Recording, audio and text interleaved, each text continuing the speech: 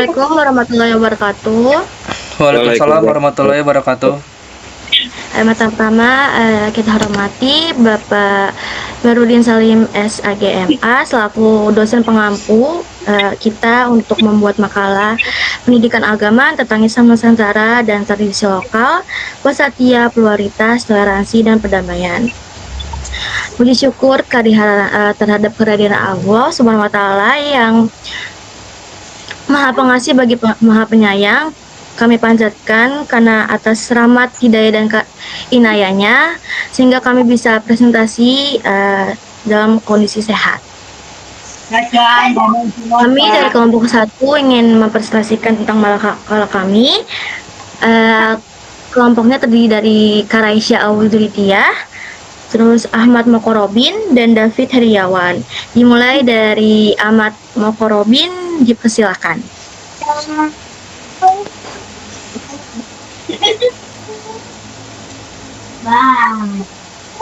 Baik, di sini kami akan membawakan materi tentang Islam Nusantara. Pertama ada latar belakang. Latar belakangnya itu Indonesia dikenal dengan Islam Nusantara, yaitu ajaran Islam yang selaras dan berinteraksi secara harmonis dengan budaya lokal. Lalu ada prinsip utama dari corak keislaman ini adalah wasatiyah yang termaktub dalam Al-Quran. Prinsip ini melahirkan nilai-nilai luhur seperti pluralitas, toleransi, dan perdamaian. Namun, penyebaran ideologi radikal dan ekstremis menjadi tantangan yang mengancam nilai-nilai tersebut. Maka, penting untuk mengkaji bagaimana Islam wasatiyah dapat menjadi solusi efektif untuk menjaga kerukunan bangsa. Lalu di slide 3, kami punya rumusan masalah, yaitu ada bagaimana konsep Islam wasatiyah teraktualisasi dalam tradisi lokal di Indonesia. Terus ada bagaimana pluralitas, toleransi, dan perdamaian diwujudkan melalui praktik Islam wasatiyah. Yang ketiga, bagaimana peran lembaga pendidikan dan ulama Nusantara dalam membumikan Islam wasatiyah.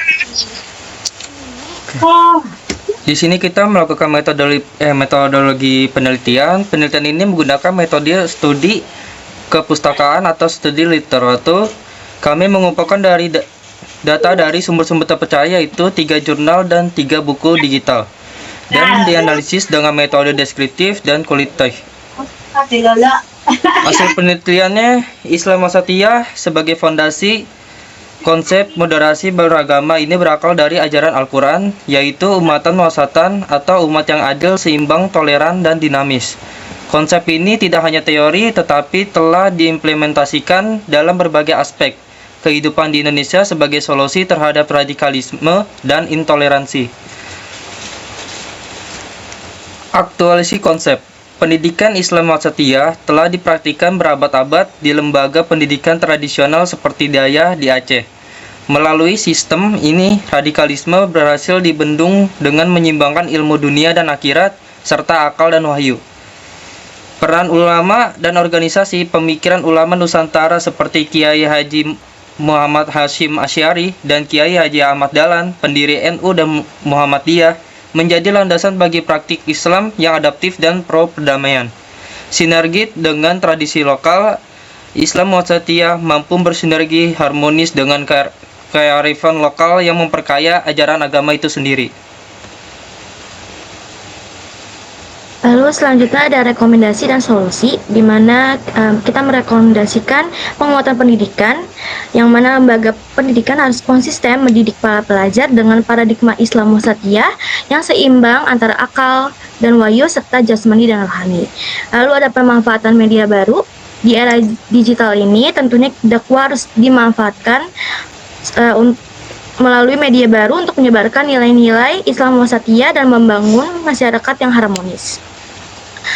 Terakhir ada kolaborasi lintas organisasi dengan menguatkan peran organisasi Islam seperti NU dan Muhammadiyah dalam mempromosikan Islam damai dan melawan ekstremisme.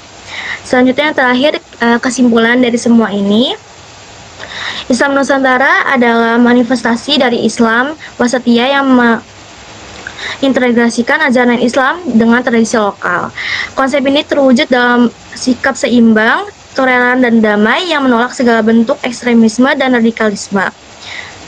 Islam Wasatiyah terbukti adaptif dan relevan dalam menjaga kebutuhan kebangsa serta harmoni sosial.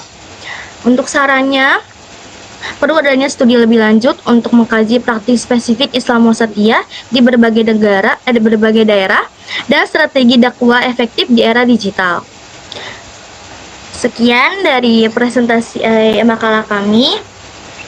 Semua untuk kesalahan dalam kata-kata mohon dimaafkan. Terima kasih. Wassalamualaikum warahmatullahi wabarakatuh.